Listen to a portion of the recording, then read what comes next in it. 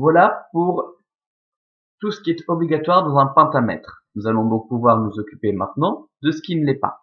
Donc on va commencer peut-être par différencier les pieds.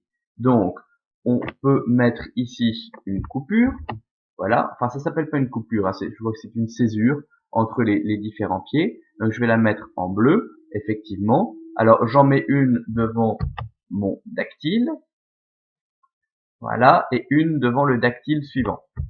Voilà, hop, Ri va être isolé aussi, puisque vous vous souvenez, c'est ce fameux pied qui est coupé en deux. Vous avez la première partie au milieu du pied, l'autre partie à la fin.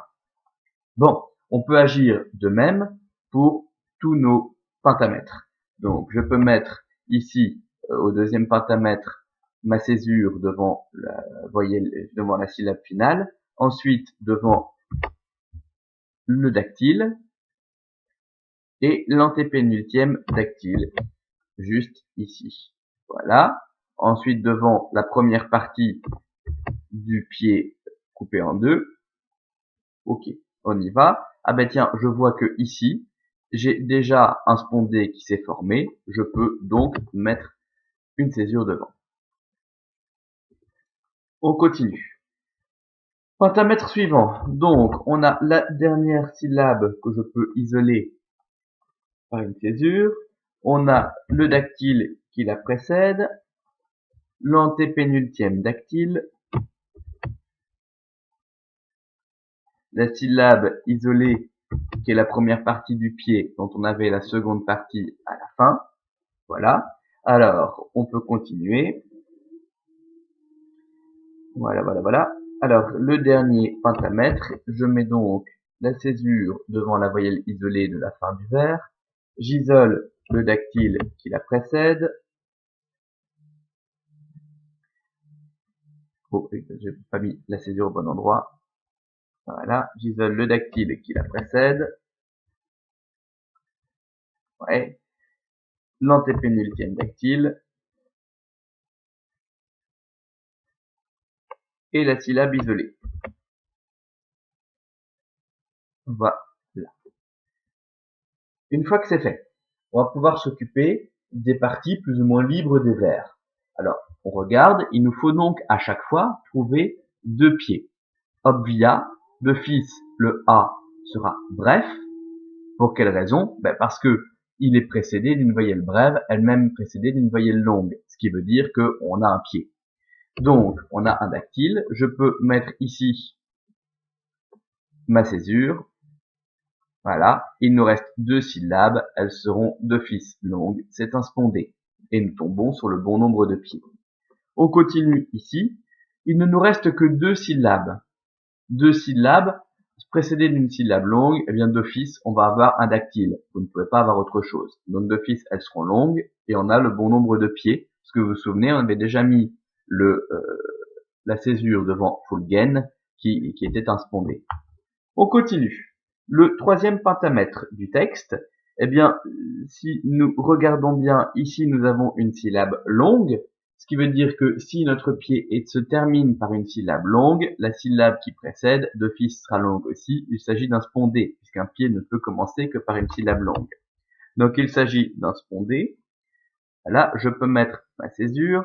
Et puis bien, quand on regarde, on a une syllabe brève, une syllabe qu'on n'a pas réussi encore à quantifier, précédée d'une syllabe longue, et bien cette syllabe qui est entre deux autres syllabes, elle ne peut être que brève, et nous tombons sur le bon nombre de pieds.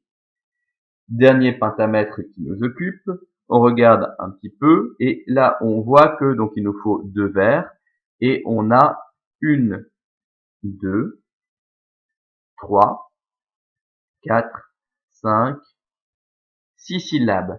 6 syllabes, ça correspond à 2 dactyles. Donc d'office, on sait que Wene sera bref. Je peux mettre ici ma césure, que le Ré sera long.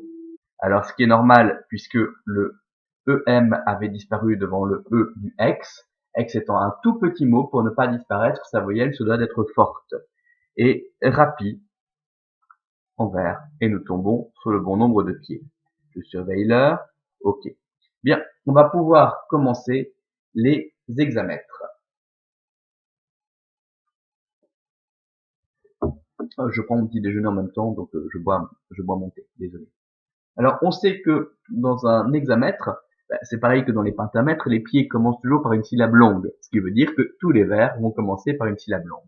Donc, je peux noter mes syllabes longues en début de vers.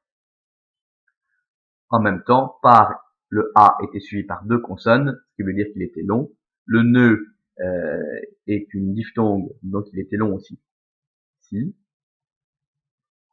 Nam, bon, le A était suivi par deux consonnes, donc il était long aussi. Bien. Ensuite, je vais regarder s'il y a des lettres qui s'élident. Donc, c'est-à-dire que s'il y a des voyelles qui sont suivies par plusieurs consonnes, non, pardon, s'il y a des voyelles qui sont suivies, qui terminent un mot et que le mot qui suit commence par une voyelle, ou si un mot se termine par une terminaison en M et que le mot qui suit commence par une voyelle. Dans le premier vers, nous n'en voyons pas. Dans le deuxième hexamètre, nous n'en voyons pas non plus. Dans le troisième hexamètre, nous n'en voyons pas non plus. Et dans le quatrième hexamètre, nous n'en voyons pas non plus. Bien. Ensuite, on va pouvoir noter les syllabes qui sont longues par nature, c'est-à-dire une voyelle suivie par deux consonnes ou une diphtongue.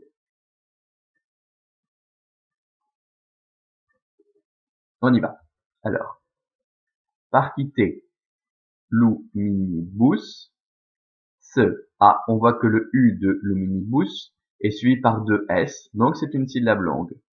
Ce est une diphtongue, donc ce serait une syllabe longue aussi. Le I de rear est suivi par RS, c'est donc une syllabe longue, de même que le SE de femina, qui est une diphtongue.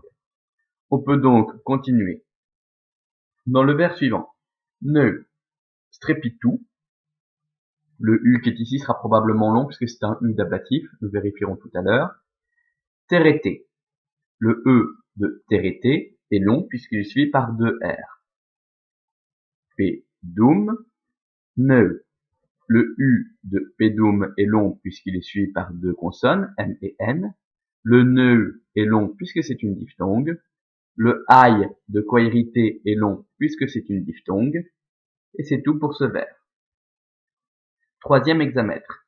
Si, quis, et, imprudence. Le I de imprudence est long puisqu'il est suivi par deux consonnes, M et P.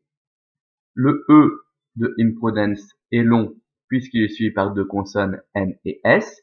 Vous voyez que j'arrête ma syllabe longue ici, juste avant le S, puisqu'il y aurait une liaison avec asperexite. Le A de asperexite est long puisqu'il est suivi par S et P, c'est-à-dire deux consonnes. Le O de occultate, on peut même prendre le T en fait, hein. Le O de occultate est long puisqu'il est suivi par deux consonnes. Le I de ilé est long puisqu'il est suivi par deux consonnes. On poursuit. Dernier hexamètre qui nous occupe. Nam, fuerit. Alors le I de fuerit est long puisqu'il est suivi par deux consonnes, T et Q. Quicumque. Le U de quicumque est long puisqu'il est suivi par M et Q, c'est-à-dire deux consonnes. Quicumque loquax. Is. Alors le is est long puisqu'il est suivi par deux consonnes, S, deux S. Hein. On pourrait éventuellement même prendre le X avec. Voilà, on va le prendre. Quix. Hein. Le A de sanguinem, j'ai pas noté. Donc le A de sanguinem sera long aussi puisqu'il est suivi de deux consonnes, N et G. Et c'est tout pour ce vers. Je surveille le temps. Ouais. Il est temps de clôturer puisque ça dure que 10 minutes.